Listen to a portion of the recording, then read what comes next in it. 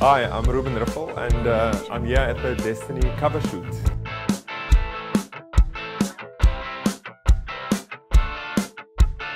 Audio Jungle. My leadership style in the kitchen is really based on leading by example. I think when I started out in the kitchen, I was inspired by how my chefs, how they led by example. It's really based on that because you just get such a lot of respect from your staff. I look at the chefs that I've worked with and how they included me in important decisions, and also including me in terms of what my opinion is. I tend to do the same with my team, where I include them in the major decisions that need to be made for the restaurant, whether it's for a function or whether it's for something that is long term.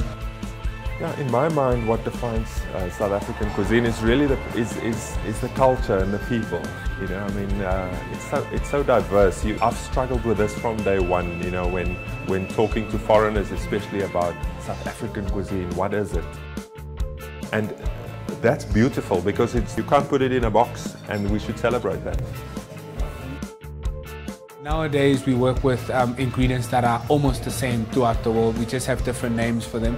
But I think, looking at your background, looking at how our history and our storytelling is done through the type of food that we eat and where, we come from and the type of ingredients that are available there, that's what describes South African cuisine. Chefs work long hours, and it's really hard to keep up with everything else that's going on in the world. But it's also fulfilling knowing that what you're doing, people love and enjoy your cooking.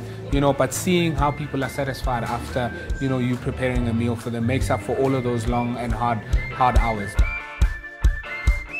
It's sometimes difficult to stay inspired. I mean, it's like in any industry, you have to take a break from it now and then. You also have to remember that it's a team effort. There comes a time when you realize that you have to stretch out your hand and you have to say, listen, I need your help, and you also empower other people.